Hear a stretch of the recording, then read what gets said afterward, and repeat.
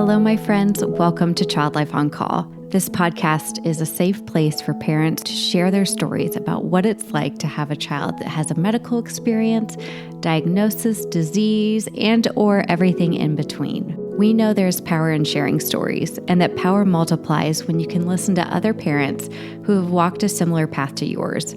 Giving and getting advice is great, but hearing how another parent navigates the complexities and nuances of healthcare is even better.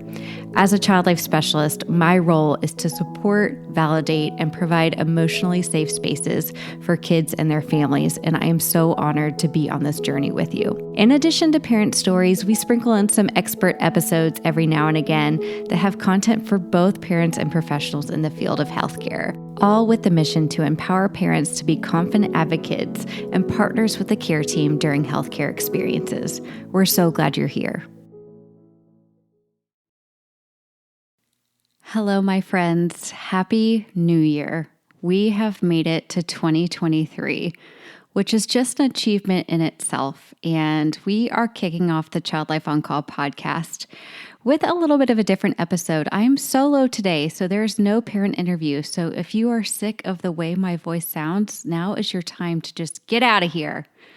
But if you're okay with listening to my sharp S's and me just hang out here in my office by myself talking about grandparents, then stick around for a little bit. I promise not to take up too much of your time. You know, just over the past couple of months, we've had so much family time, right? We've just been around grandparents a ton, aunts, uncles. It's fabulous.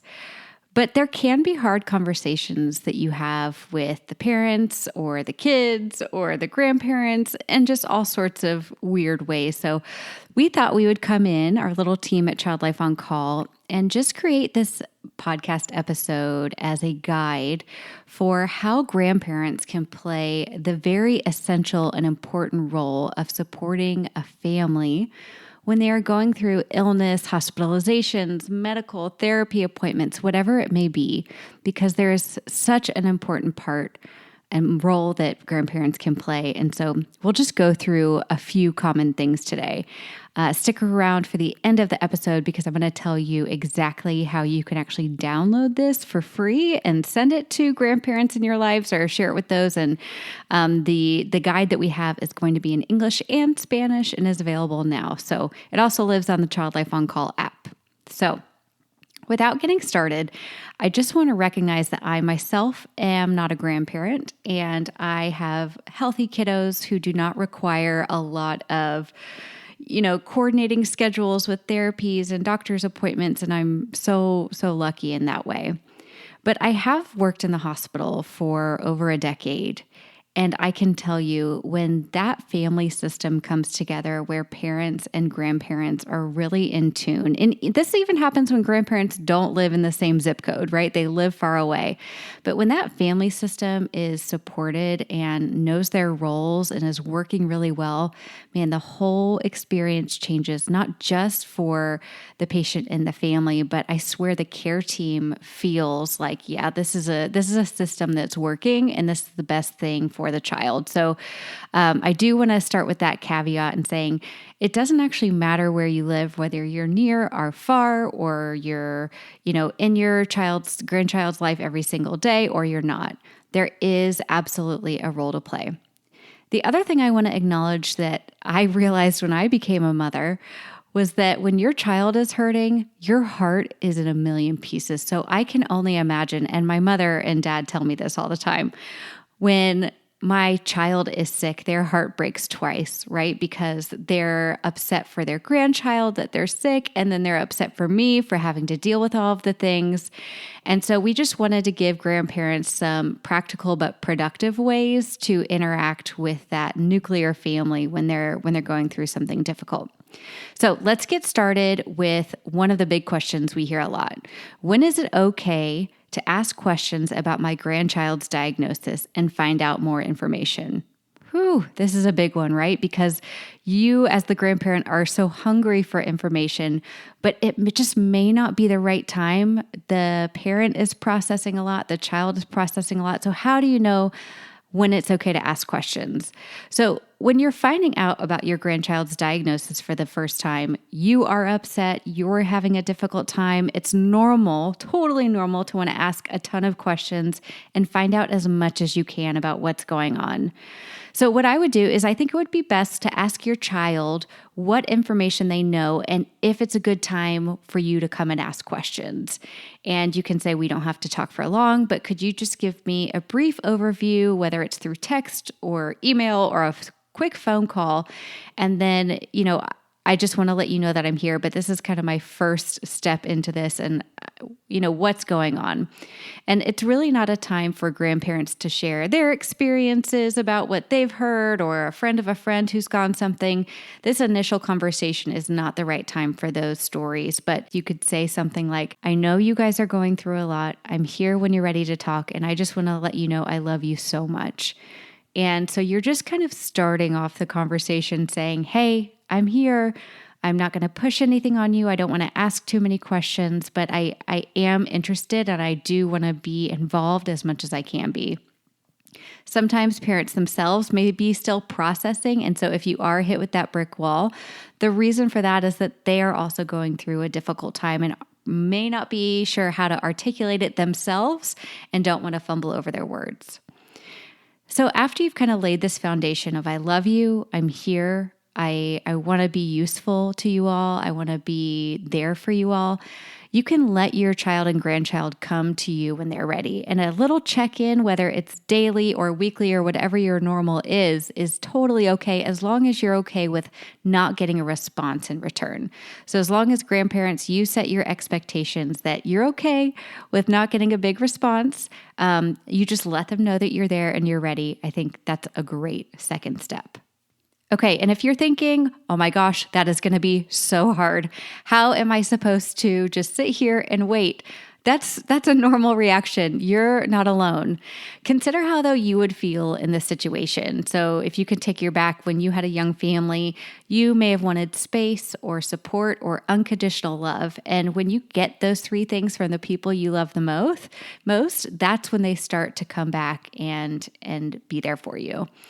If you think it's appropriate, you can ask your child too, the parent, if you can go to a doctor's visit with them to learn more. And then that way your child isn't the one who's having to tell you all the medical information, but you can have a chance to talk with the doctor specifically. So the third thing to do, and I know, so we've started the conversation just being really open. Second, you've let your grandchild and child come to you when they're ready. Third, what I want you to do is write down your questions, because you may have questions that come to the surface and you may get answers and come up with new questions too. So if you have like a running list or a tab of what your questions are, just keep them close by. And so that way, when you do have an opportunity, you're not just kind of going over the same thing over and over, and then you're not actually getting your questions answered. So start with those, start with just writing your questions down. The next question we get is, how can I be an advocate for myself and my child's family during this time? So it can be really difficult to know when the time to put the grandparent hat on, when the time to put the parent hat on is. So we went straight to the source. We went to criticallylove.org. They have a grandparent corner, and we looked at some of the things that grandparents are already saying to each other in this community to answer this question. Tips that other grandparents have said is have open communication and ask when it is okay to ask questions. Number 2, be a good listener for your child and grandchild. And 3, let your child make the healthcare decisions for their child. So I think what other grandparents are saying is that open kind of step back, peripheral support is so necessary. And then when your child is saying, hey, I need you, you're able to step right in and just be there for them. Another question we can answer for you here today: which areas can I be most helpful for my child and grandchild? Sitting down with your child and finding out what their needs are and what their wants are is a great start. So this is also a way for you to open up the communication without, asking too much of them. You can, instead of saying, what's going on? What's happening next? When is the next medication? How many times are they getting it? Just taking a step back and saying, hey, What are some things I can take off your lap right now?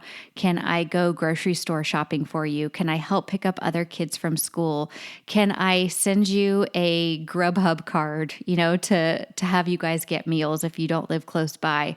Just start thinking about how can you be most helpful so that your child can focus on their child who is going through the difficult time. You can offer to make and prep meals. You can offer transport, cleaning and laundry. Oh my goodness, small house duties, go grocery shopping. And also, if you're going to be traveling in from out of town, you want to make sure that if you are staying or asking to stay with your immediate family, that is okay with them and that you're not an extra thing for them to have to take care of during this time. Sometimes it may be really helpful, right? If they have dogs and pets and they're having to spend the night at the hospital and you can be there to let them out.